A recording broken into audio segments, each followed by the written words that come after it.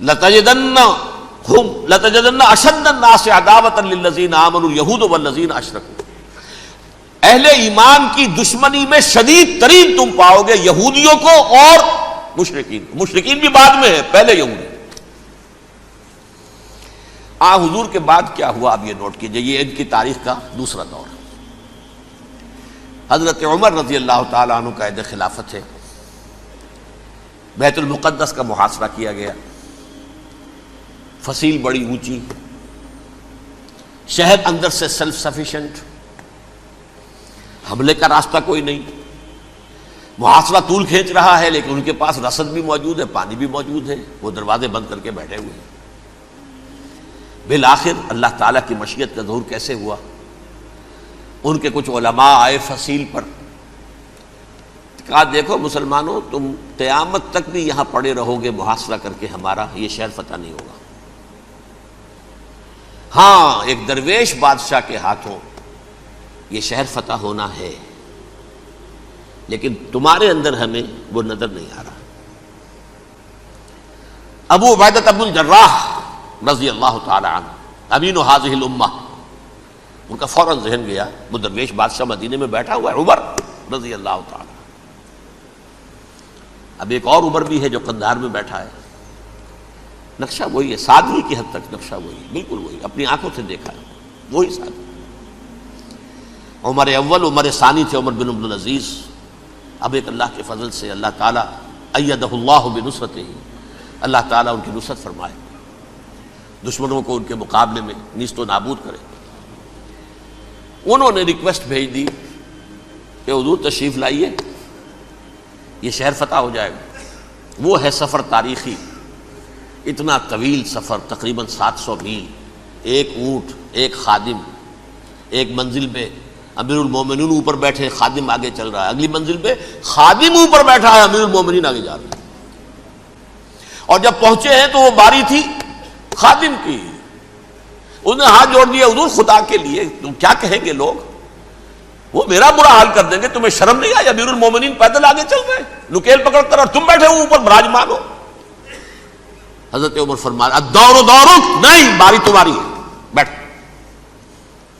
اس حال میں پہنچے ہیں، اور پھر یہ کہ ابو عبیدہ بن الجراح آئے ہیں، استقبال کیا ہے تو دیکھا ہے اس حال میں چلے آ رہے ہیں، عمر نکیل پکڑے ہوئے چلے آ رہے ہیں، اور کہتے ہیں کہ کہیں کیچڑ ویچڑ تھا، جوتے خراب ہو گئے تھے، وہ بھی اتار کے ہاتھ میں پکڑے ہوئے، کپڑے تو تھے ہی پھٹے ہوئے۔ انہوں نے کہا بھی حضرت ابو عبیدہ نے، دیکھیے یہ بڑا متمدن ملک ہے، بڑا مہذب علاقہ ہے، یہ آپ ذرا حلیہ اپنا درست فرما لیں تب جا کے پیش ہم آپ کو کریں گے۔ آپ نے فرمایا نحن قوم اعزنا اللہ بالاسلام، ہم وہ قوم ہیں جنہیں اللہ نے عزت دی ہے اسلام کے ذریعے سے، کپڑوں کے ذریعے سے نہیں، دولت کے ذریعے سے نہیں۔ اسی حال میں گئے ہیں، اوپر سے انہوں نے کھڑے ہو کر نشانیاں دیکھی ہیں، اپنی کتابیں کھولی، ہاں یہ وہی ہے، اچھا لو جی سرنڈر، شہر تمہارے ہاتھ میں۔ خون کا ایک قطرہ نہیں بہا اور بیت المقدس فتح ہو گیا۔ لیکن اس وقت حضرت عمر نے ایک نرمی یہ کی کہ یہودیوں کے لیے بھی اسے اوپن سٹی قرار دے دیا۔ یہ احسان عظیم حضرت عمر کا، اس سے پہلے یہودی آ ہی نہیں سکتا تھا، داخل ہی نہیں ہو سکتا تھا، وہاں وہ آ کر وزٹ نہیں کر سکتا تھا، زیارت نہیں کر سکتا تھا اپنے مقدس مقامات کی۔ حضرت عمر نے یوں سمجھیے کہ تقریباً 550 برس کے بعد ان کے لیے راستہ کھولا ہے کہ ہاں تم آ سکتے ہو، زیارت کر سکتے ہو۔ لیکن یہ عیسائیوں نے لکھوایا معاہدے کے اندر، انہیں یہاں آپ آباد ہونے کی اجازت نہیں دیں گے، لیکن کم وزٹ دی پلیسز، دیکھیں زیارتیں کریں اور جائیں۔ یہ معاہدہ حضرت عمر کا ہے رضی اللہ تعالیٰ، جو پھر خلافت راشدہ کے بعد بنو امیہ نے بھی اس کو آرڈر کیا، بنو عباس نے کیا، پھر جو ہمارے یہ ترکوں میں اندر خلافت آئی تو ترک خلفاء نے بھی اس معاہدے کی پوری پابندی کی۔ فلسطین میں آ سکتے ہیں یہودی صرف زائرین کی حیثیت سے، وہاں آباد نہیں ہو سکتے۔ اب آئیے اگلا دور آیا حضرت عثمان کا دور خلافت۔ یہ ہے وہ وقت کہ اب یہود نے امت مسلمہ کی پیٹھ میں چھرا گھونپا۔ وہ کیسے؟ ایک یہودی عبداللہ ابن سبا اسلام کا لبادہ اوڑھ کر آ گیا۔ معاشرے کا جائزہ لے لیا، ان میں بنو ہاشم اور بنو امیہ میں جو پرانی کشاکش تھی اس کے کچھ نہ کچھ جراثیم باقی ہیں، اگر ان کو ذرا بھڑکا دے تو مسلمانوں میں انتشار پیدا ہو جائے۔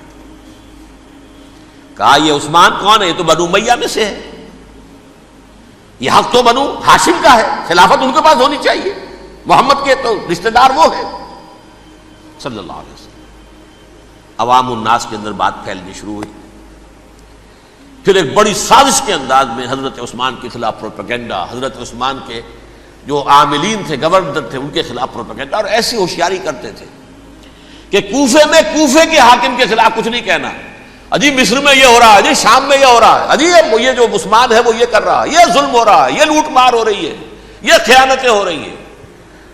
اب نہ تو اس زمانے میں مینز آف کمیونیکیشن، کیسے تصدیق کریں؟ افواہیں تو آپ آج کراچی کے اندر شروع ہو جائے تو پتہ نہیں چل سکتا کسی کو کہ کیا اس میں صداقت ہے کیا جھوٹ ہے، اور بری بات جو ہے فطرت انسانی کی کمزوری ہے وہ فوراً قبول کرتا ہے، کسی کے بارے میں اچھی بات ماننے کو تیار نہیں ہوتا لیکن بری بات تو فوراً تیار ہے۔